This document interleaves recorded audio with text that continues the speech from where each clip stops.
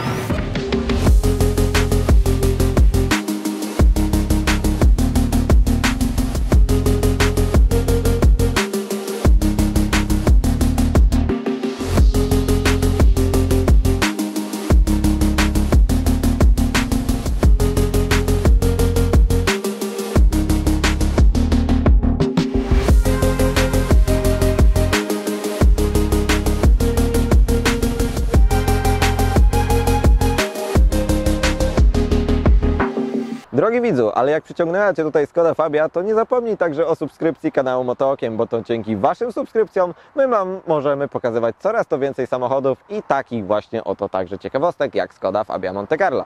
Więc co? Jedziemy dalej z tematem. Monte Carlo. Dlaczego taka nazwa? Skąd to w ogóle się wzięło na Fabii? A dlaczego Fabia nie jest w wersji RS? No właśnie, to wszystko jest związane także z historią rajdową, oczywiście marki Skoda. Skoda, która potrafiła zrobić naprawdę sporo i nadal potrafi zrobić sporo. Rajd Monte Carlo, czyli oczywiście jeden z bardziej popularnych rajdów, które Skoda potrafi wygrywać przez swoje samochody wyścigowe, rajdowe. Jeden z triumfujących oczywiście samochodów, jeśli chodzi właśnie o markę Skoda. Nieraz Skoda potrafiła pokazać, że wygrywa właśnie przeróżne rajdy, a taka wersja specjalna Monte Carlo jest właśnie także tym elementem, który ma pokazywać tą bogatą historię właśnie tej marki. Ale oczywiście Monte Carlo to nie jest tylko po prostu sam znaczek. To są także elementy, które się zmieniają. Zmienia się naprawdę sporo, bo taka zwykła Skoda w wersji oczywiście Monte Carlo ma parę ciekawych dodatków.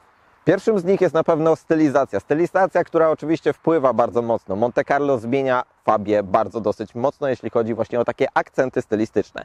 Pierwsze, kolorystyka. Kolor, który oczywiście jest zarezerwowany specjalnie także właśnie dla wersji Monte Carlo, to jest na przykład czerwień Velvet, która jest naprawdę bardzo fajnym, sensownym, intensywnym kolorem, który niesamowicie mocno przyciąga wzrok. Możecie oczywiście także wybrać sobie parę innych kolorów, bo Fabia sama sobie także ma dosyć ciekawą paletę kolorystyczną, bo pokazuje, że potrafi być takim samochodem dosyć intensywnym w kolorach. Na przykład także pomarańczowy Fenix jest bardzo ciekawym kolorem, także biały perłowy. Te kolory naprawdę bardzo fajnie wyglądają, jeśli chodzi o wersję specjalną Monte Carlo, ale także nawet w zwykłej Fabii potrafią zrobić konkretną robotę.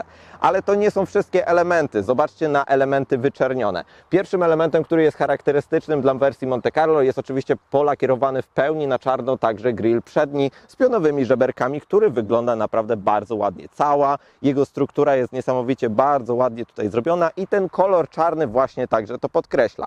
Kolejnym elementem światła Skoda Crystal Light, czyli są to światła oczywiście w pełni światła LEDowe. Światła LEDowe, które są także dosyć dobrze zrobione oraz mają co najważniejsze czarne wypełnienie w środku. To jest bardzo charakterystyczny element właśnie także dla wersji Monte Carlo, że posiada ciemne wypełnienie kloszy. Dosyć dobrze oświetlają drogę, są połączone także z światłami do jazdy dziennej oraz ze światłami przeciwmgielnymi, które służą także jako doświetlanie zakrętów. Połączenie także dynamicznego kierunkowskazu, który jest tutaj ukryty właśnie w tych światłach. Jeśli chodzi o ich świecenie, szczerze powiedziawszy jest naprawdę na dosyć dobrym poziomie, ale niektóre marki potrafią mieć jednak mocniejsze to światło, jeśli chodzi właśnie o ten system świateł LEDowych. Zwraca uwagę, jeśli chodzi o wersję Monte Carlo, to są także te dokładki. Można to nazwać takim pakietem stylistycznym. Troszeczkę przypomina mi to najbardziej pakiet stylistyczny na przykład Maxton Design, takiego naszego polskiego producenta. To tu możemy się delikatnie pośmiać, że mamy takie czeskie Maxtony.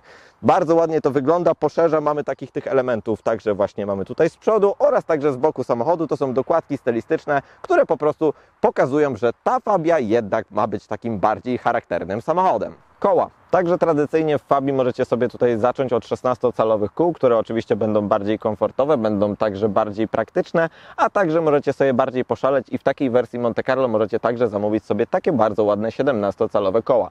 17-calowe koła, które mają bardzo ładne obręcze, nowocześnie zrobione, ale także są z pewnym ciekawym elementem. Ten element, który tutaj widzicie na środku, to jest dokładka aerodynamiczna, ze względu na to, że Skoda chwali się tym, że ich najnowsza Fabia ma współczynnik oporu na poziomie CX028, czyli jedną z najniższych w klasie właśnie B+. Ze względu na to, że po prostu stosują takie elementy jak właśnie te aerodynamiczne kapsle oraz pewne elementy także w nadwoziu.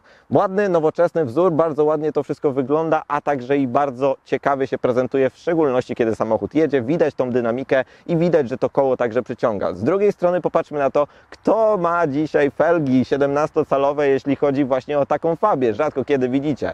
Kiedy widzicie taką Fabię na ulicy, możecie już być pewni, że to jest wersja bardziej specjalna. Co ważne, Fabia, jeśli chodzi o wersję Monte Carlo, ma bardzo fajny wyróżnik ze względu na to, że z tyłu są hamulce tarczowe. Zwracam na to uwagę, bo dosyć często w tańszych wersjach, takich jak Active czy Style, mogą występować hamulce bębnowe z tyłu, ze względu na to, że możecie mieć także inne silniki, ale wersja Monte Carlo, inspirowana rajdami, widać, że już będzie miała lepsze hamulce niż pozostałe wersje. Prezencji nie dodają nam tylko oczywiście same koła. Piękna nalepka, piękny sygnet Monte Carlo, który oczywiście pojawił się na lewym, jak i prawym błotniku, to też bardzo ładny element. Pojawiło się, jeśli chodzi o stylizację, na pewno także sporo. Pojawiło się sporo ze względu na to, że po pierwsze macie dach, który może być oczywiście w drugim tonie.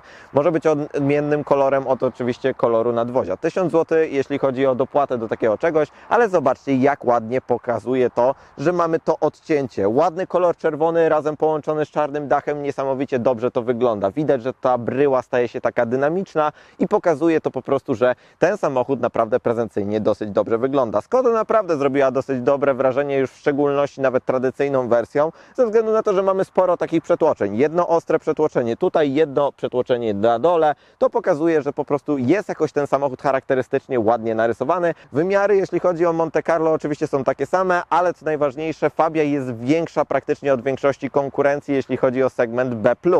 Yaris jest mniejszy, Fiesta jest mniejsza, Clio jest mniejsze, ze względu na to, że oczywiście Skoda, jak to Skoda, lubi mieć delikatnie samochody przewymiarowane. Jeśli chodzi o długość, 4,1 metra to jest naprawdę bardzo fajny wynik. Widać, że po prostu ten samochód jest troszeczkę większy od konkurencji, ale także jest delikatnie większy od konkurencji ze względu na to, że ma rozstaw osi na poziomie 2,56 metra, jeśli chodzi właśnie o rozstaw osi, co pozwala Skodzie wygospodarować więcej miejsca także wewnątrz, co oczywiście są w tym mistrzami. Najnowsza generacja Skody oczywiście także nie ma co zarzucić sobie, jeśli chodzi o stylizację tyłu, bo naprawdę widać tutaj tą czeską linię i naprawdę widać, że tutaj projektanci dosyć ładnie to postanowili zrobić. Jeśli chodzi o wersję Monte Carlo, także przyciemnione szyby na wstępie, ten czarny dach, który ładnie także jest pociągnięty ze względu na to, że mamy dłuższy spoiler dachowy oraz te dokładki także z boku, które naprawdę potrafią ładnie przedłużyć tą tylną szybę. Jeśli chodzi o ten pakiet Monte Carlo, także pojawiają się czarne napisy, jeśli chodzi o Skodę oraz oczywiście modelowo Fabia. Najważniejszym elementem, który przywędrował także do stylizacji Monte Carlo, jest także przemodelowany zderzak. Zderzak, który jest kompletnie inny względem zwykłej wersji, ze względu na to, że po pierwsze jest inaczej umodelowany, ale także oczywiście przywędrował tutaj taki bardzo ładny dyfuzor, który naprawdę dodaje delikatnie charakteru, choć jednak delikatnie szkoda, że w tym samochodzie już przy takim silniku niestety nie pojawiła się tu bardzo ładna jakaś końcówka chromowana układu wydechowego. Niestety wydech jest schowany pod spodem, a trochę szkoda, bo jak już mamy taką rajdową wersję inspirowaną rajdami, to chyba jednak ten układ wydechowy ładnie zaprezentowany by się jednak tutaj przydał. Ale i tak naprawdę Fabia Monte Carlo wygląda po prostu świetnie. Ale oprócz oczywiście świetnego wyglądu macie także dosyć pojemny bagażnik. Jak to w Skodzie przystało, mamy 380 litrów pojemności bagażnika, co jest bezkonkurencyjnym wynikiem, jeśli chodzi o swoją konkurencję. Yaris, Fiesta, Clio nie jest w stanie tutaj dorównać jakąkolwiek pojemnością bagażnika.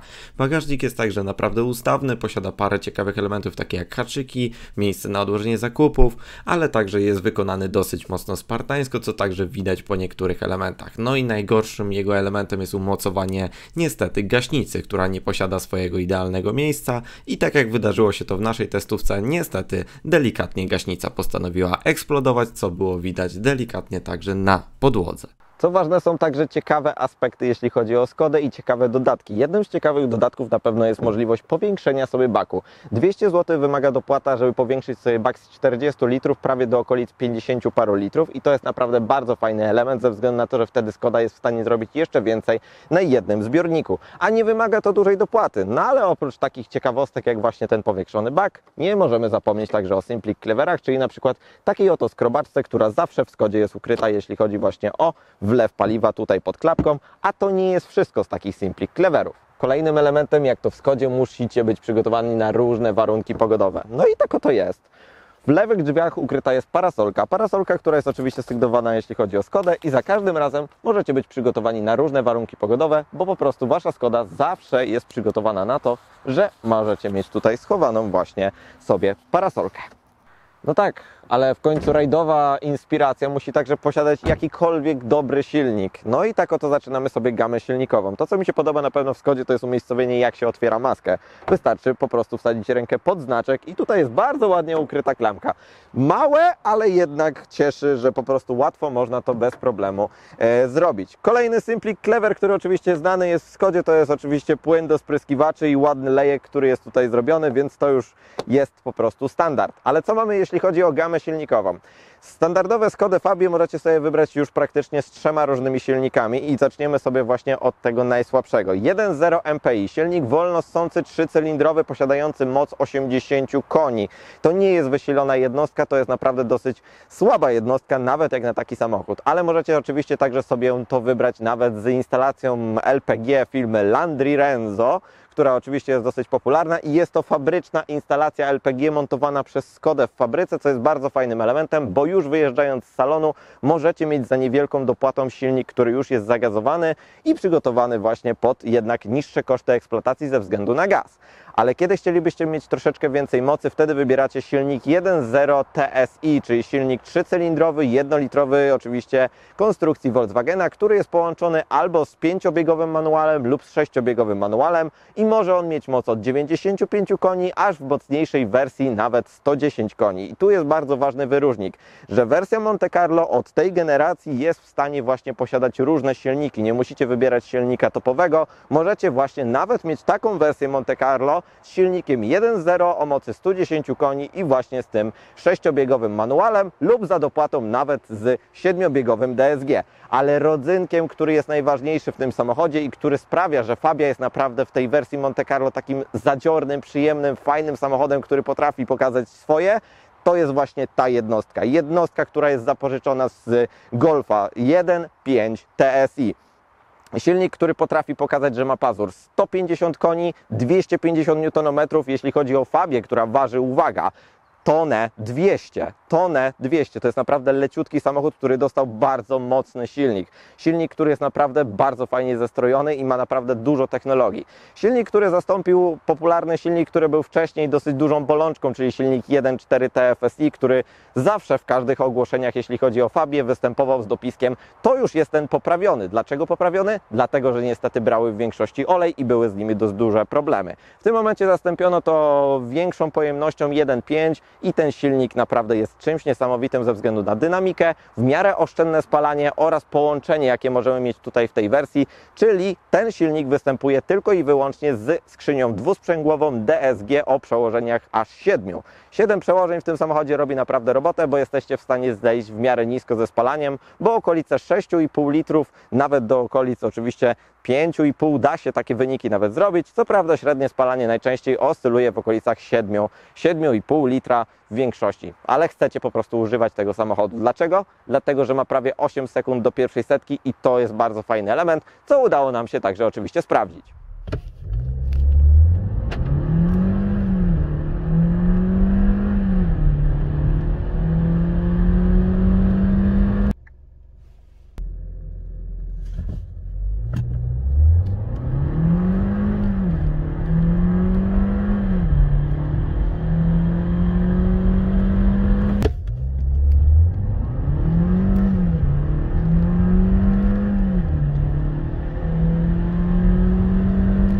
No i tak, moi drodzy, szczerze powiedziawszy, ten, kto wymyślił, żeby wsadzić silnik od Golfa do tak leciutkiej Fabii, naprawdę powinien zostać wyróżniony w całej grupie Volkswagena, bo to jest naprawdę świetne połączenie.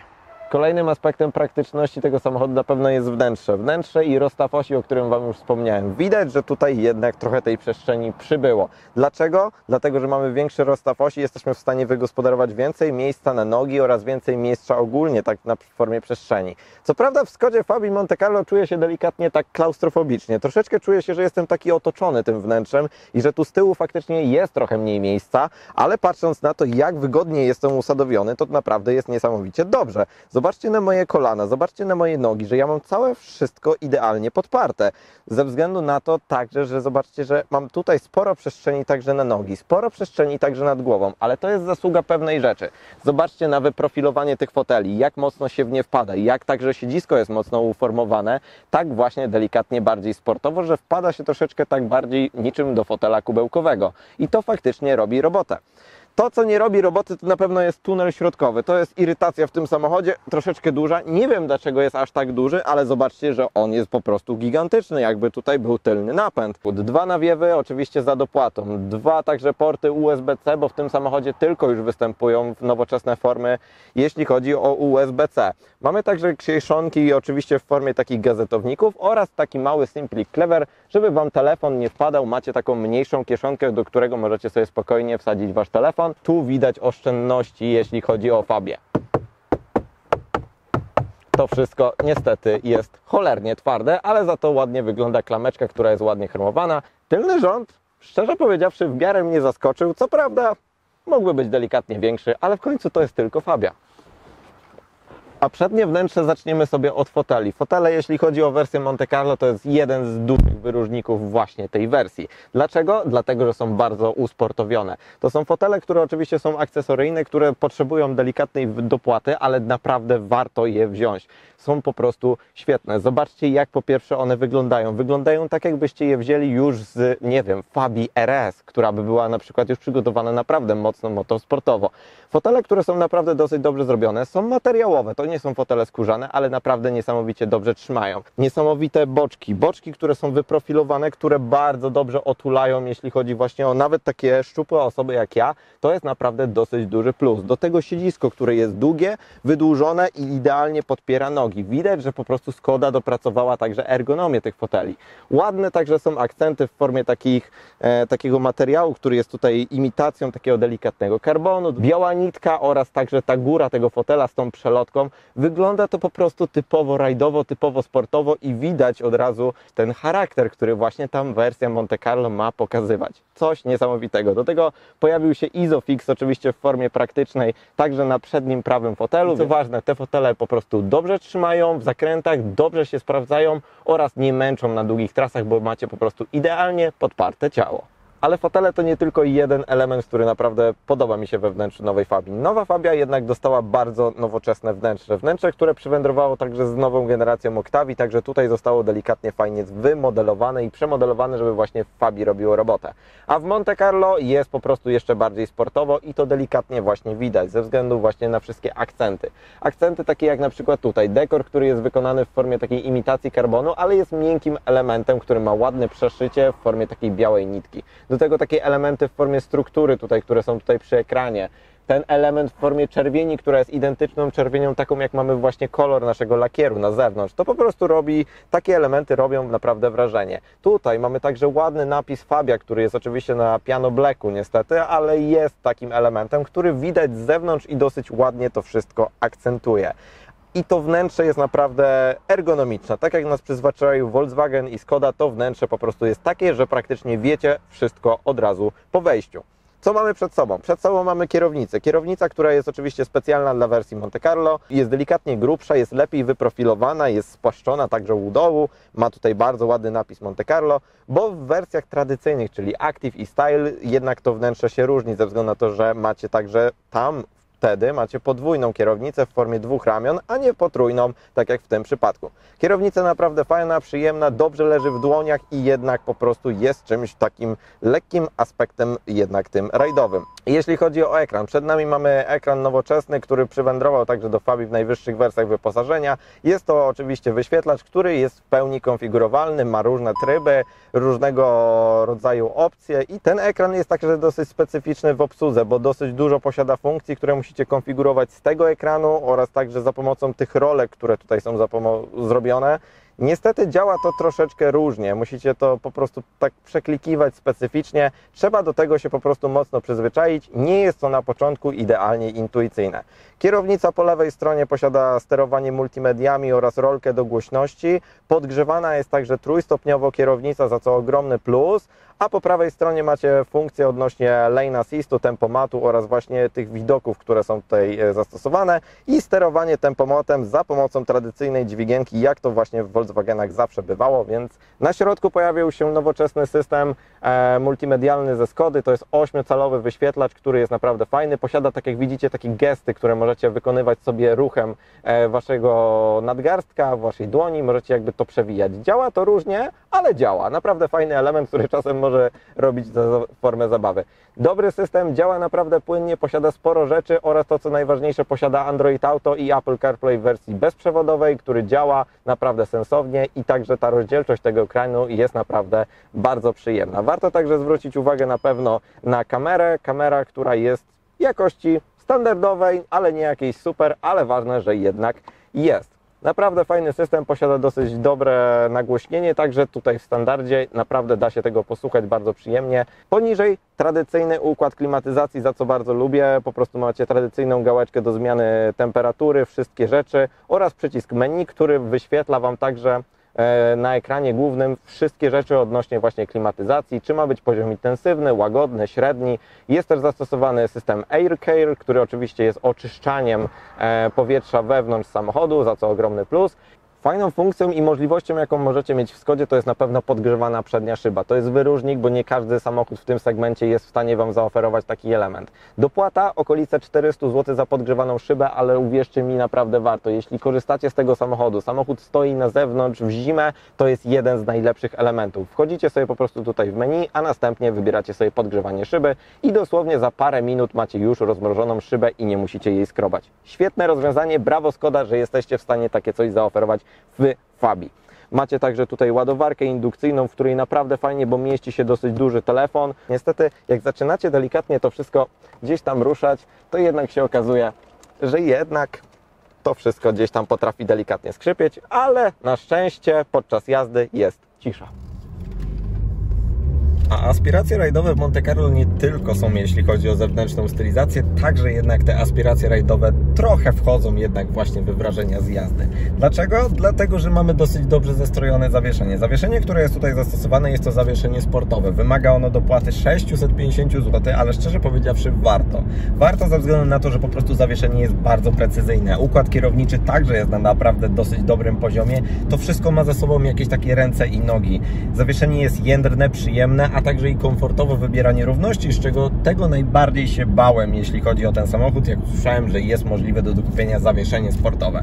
Proste zawieszenie, kolumna MacPhersona z przodu, belka skrętna z tyłu, ale widać, Skoda potrafiła zrobić to tak, że po prostu mi się to podoba. Podoba mi się ta precyzja prowadzenia, podoba mi się to, że ten układ kierowniczy, który tutaj jest, zachęca do tego, żeby nim kręcić. Jest taki w miarę bezpośredni, za co naprawdę jest dosyć dobry plus. Co ważne, kiedy włączymy sobie tryb sport, także jest inna reakcja tego układu kierowniczego. Staje się delikatnie sztywniejszy i to naprawdę daje taką nutkę sportowości. Podoba mi się to, że Monte Carlo podkreśla troszeczkę ten swój charakter właśnie takimi elementami, jak właśnie jest układ kierowniczy, zawieszenie czy precyzja prowadzenia, bo po prostu stoi to na wysokim poziomie. No ale tak, to nie jest wszystko. Mamy także silnik. W końcu silnik 1.5 TSI, który tutaj jest zamontowany, to jest naprawdę coś niesamowitego. Silnik, który jest przeniesiony prosto z Golfa, daje tu niesamowite dużo do roboty. Mamy tutaj naprawdę te 150 koni, czuć, że jest jednak z górką, czuć, że mamy czym pojechać i to naprawdę jest fajne. 250 Nm, to co mi się podoba, to jest na pewno to, że macie takie płuco. Naciskacie pedał przyspieszenia, on bardzo przyjemnie sobie zredukuje jeden bieg i wykorzysta ten moment obrotowy, który tutaj jest zgromadzony. Bardzo fajnie się zbiera ta Skoda, nie ma tutaj kompletnie zamuły takiej jakiejkolwiek. Co prawda zdarzy się czasem, że jednak skrzynia wrzuci nieodpowiedni bieg, jakby za bardzo będzie chciała zredukować i wyjdzie na wyższe obroty, gdzie ten moment obrotowy gdzieś już delikatnie ginie. Ale to jest naprawdę sytuacje, które zdarzają się dosyć rzadko, szczerze powiedziawszy. Naprawdę jest taka przyjemność z tej jazdy. Silnik 1.5 to jest naprawdę bardzo fajna, udana jednostka, która jest zapożyczona po prostu z Golfa i to widać, że jest to silnik troszeczkę od większego brata wsadzony do mniejszego samochodu. Dlaczego? Bo czuć reakcję tego samochodu, czuć reakcję tego silnika na gaz i czuć także, że ten samochód jest lekki. To na 200, jeśli chodzi o ten samochód, to naprawdę jest niewiele, a mamy ponad 150 koni, bo oczywiście Volkswagen, jak to Volkswagen mówi, że mamy 150 koni, ale znając życie, pojadąc na hamownię, okaże się, że mamy takie pewnie góreczkę 10 lub 15 koni, bo tak najczęściej bywa w tych wszystkich silnikach. To mi się naprawdę podoba. Podoba mi się także połączenie z 7-biegową skrzynią DSG, która jest skrzynią dwusprzęgową i to robi dobrą robotę. Skończyły się era samochodów i samochodów nawet miejskich z manualną skrzynią biegów, bo nikt już tego nie potrzebuje aż tak. Każdy chce wygody, a ten automat 7-biegowy naprawdę daje tą wygodę bardzo dużą.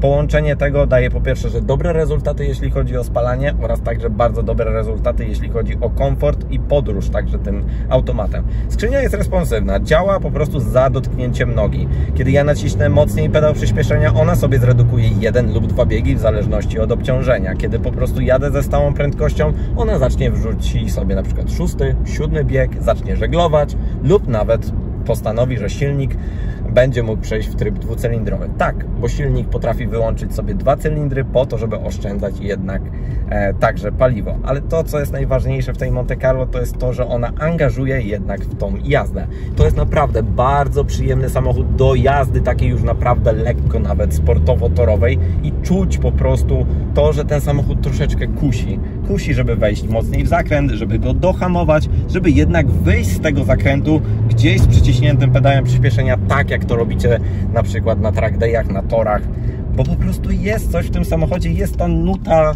takiego sportowego małego zadziora, która mi się niesamowicie mocno podoba. Są takie rzeczy jak na przykład Travel Assist, który się pojawia nagle znikąd. Tak jest w tym samochodzie, są takie bolączki. Skrzynia też nie jest super idealna za każdym razem, bo potrafi gdzieś pomylić bieg, potrafi za mocno wejść w obroty, w szczególności w trybie sportowym, wchodzi na wysokie obroty troszeczkę już czasem za mocno. Ale to są takie drobnostki. Ogólnie całe połączenie tego układu napędowego jest naprawdę na rewelacyjnym poziomie. Ale trzeba też oczywiście zejść na ziemię i powiedzieć troszeczkę o kosztach i o spalaniu. Spalanie, jeśli chodzi o to 1.5, jest naprawdę w miarę na sensownym poziomie, bo jadąc sobie tak pomiędzy miastowo jesteście w stanie sobie uzyskać wyniki 5,5, 6,5 litra, maksymalnie 7. W ciągu jazdy takiej typowo miejskiej macie okolice 7,5 do maksymalnie 8 litrów wtedy, kiedy zaczynacie używać tego samochodu, używać tego przyspieszenia, bo jednak Was troszeczkę kusi. 167 km, trasa do Warszawy bezproblemowa, autostradowa, oczywiście z wyższymi prędkościami, da się. 6,1 litra na 100 km to jest naprawdę świetny wynik, jeśli chodzi właśnie o Skodę Fabię Monte Carlo. To i tak nadal są dosyć dobre wartości, bo po prostu możecie się także pocieszyć tym samochodem, który jest naprawdę niesamowicie dobrze zestrojony. I to mi się naprawdę bardzo, bardzo mocno podoba. Wady są, na przykład ten ekran, który jest przede mną, nie jest idealny. Trochę ma za dużo zamuły, jeśli chodzi po prostu o samo wyświetlanie grafik. Parę takich rzeczy jest. Całe wnętrze potrafi samo delikatnie gdzieś skrzypieć podczas jazdy. No takie małe drobnostki, ale są. Ale ogólnie całokształt, jeśli chodzi o właśnie wrażenia z jazdy, jest naprawdę na niesamowicie pozytywnym poziomie. Ze względu na to, że po prostu Was zaskakuje, bo nie oczekujecie aż tak dużo od samej Skody Fabii, bo po prostu widzicie ją jako samochód dla przedstawiciela handlowego, czy po prostu dla zwykłej osoby, a nagle wsiadacie do takiej Monte Carlo i się okazuje, że Wy możecie pojechać, że możecie nacisnąć, że ona zredukuje ten bieg, że ona chce pojechać do przodu. I to nagle się okazuje, że macie za okolice 120 parę tysięcy złotych, że macie taką fajną Skodę. I to jest chyba najlepsze, co jest możliwe, co może Wam dać ten samochód. To poczucie tego, że macie fajny samochód na podwórku i to, że jest on dobrze zestrojony i dobrze zszyty ze sobą, dopasowany. Brawo Skoda, że mieliście po prostu odwagę wsadzić tutaj taki silnik, połączyć to z takim zawieszeniem i stworzyć tak dobry samochód, jakim jest Monte Carlo, właśnie Fabia 1.5 Monte Carlo, bo to naprawdę rzadko kiedy się zdarza w tym segmencie. No i tak oto, moi drodzy, Fabią Monte Carlo niesamowicie się jeździ. No tak, ale za to wszystko trzeba jednak zapłacić. Najtańsze wersje najnowszej Skody Fabii zaczynają się od 62 000 złotych. To jest naprawdę w miarę sensowna kwota jak za samochód, który dostajecie. Co prawda najtańsza wersja wyposażenia, zbytnio za dużo tego wyposażenia nie ma. Musicie dosyć dużo dokupić, żeby w miarę tym samochodem także podróżować. Średnie wersje wyposażenia, które już naprawdę mają dosyć dobre poziomy wyposażenia, to już są kwoty od 72 do 82 000 w podstawie, plus oczywiście ewentualne dodatki. To jest ta wersja Style oraz Ambition. Jeśli chcielibyście już mieć taką dobrą konfigurację jak nasza, to niestety musicie już troszeczkę więcej wydać. I tak zawsze było. Wersja Monte Carlo była dosyć znacznie droższa od innych wersji wyposażenia Skody Fabii. Tutaj zaczynamy od okolic 95 000 złotych, a nasza wersja testowa z tym pięknym lakierem, czarnym dachem, 17-calowymi kołami, za oczywiście bagatela dopłaty tego wymagają okolice każdego dodatku, prawie 2000 złotych. Nasza wersja testowa doposażona praktycznie we wszystko, co jest możliwe po dach, to jest okolice 120 000 złotych, co nie zmienia faktu, że warto naprawdę wydać taką kwotę na tak świetny samochód. Dlaczego? Dlatego, że po prostu te 120 000 złotych, patrząc na dzisiejszy rynek, w większości nie dostaniecie tak fajnego samochodu, który jest tak dobrze zestrojony i jeszcze posiada tak dobrą cenę. No i tak oto, moi drodzy, wygląda Skoda Fabia Monte Carlo. Jeden z lepszych samochodów klasy B. Szczerze powiedziawszy, nie myślałem, że Skoda może zrobić tak dobry samochód i że edycja, która tak naprawdę jest jedynie stylistycznym takim elementem, najwyższą wersją wyposażenia, nie myślałem, że aż tyle faktycznie zmieni, ale ten znaczek Monte Carlo jednak faktycznie sporo zmienia. Samochód naprawdę bardzo dobrze się prowadzi. Samochód ma dynamikę. Ten silnik, który jest tutaj wsadzony, to jest po prostu coś niesamowitego. Ta Fabia po prostu robi na mnie wrażenie, ze względu na to, że połączenie także ceny jest naprawdę systematyczne, a także jest po prostu bardzo dobrze ten samochód wyceniony. Ze względu na to, że praktycznie za tą kwotę ciężko jest znaleźć coś podobnego z takim charakterem, jak właśnie jest Monte Carlo, bo dzisiaj niestety samochody bardzo mocno drożeją, a ta Fabia po prostu pokazuje, że możecie mieć pod domem mały, fajny samochód, który jest naprawdę dynamiczny, daje dużo wrażeń z jazdy, a nawet jak już się uprzecie, to nawet możecie pojechać na tor, byleby pojeździć sobie w track dayu i się tym samochodem gdzieś pobawić. Ja szczerze powiedziawszy, Fabię Monte Carlo naprawdę bardzo polubiłem.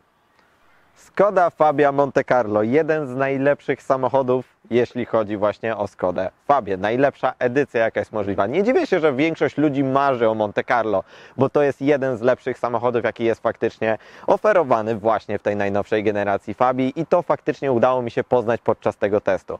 Naprawdę niesamowity samochód. A ja szczerze powiedziawszy dziękuję Wam serdecznie za obejrzenie tego materiału, bo to naprawdę był fajny samochód, który także Wy chcieliście zobaczyć i dzięki Waszym odpowiedziom nam udało się załatwić taki samochód faktycznie do testu, więc co? Ja zapraszam Was do subskrypcji kanału Motookiem, bo to dzięki Waszym subskrypcjom my możemy pokazywać Wam takie samochody właśnie jak ta piękna Skoda. Dwa inne filmy w tym momencie wjeżdżają Wam na ekran, oczywiście dla zabawy i także zobaczenia innych samochodów na naszym kanale, także social media w formie Facebooka czy Instagrama, a ja serdecznie już Wam dziękuję. Do zobaczenia, cześć, hej!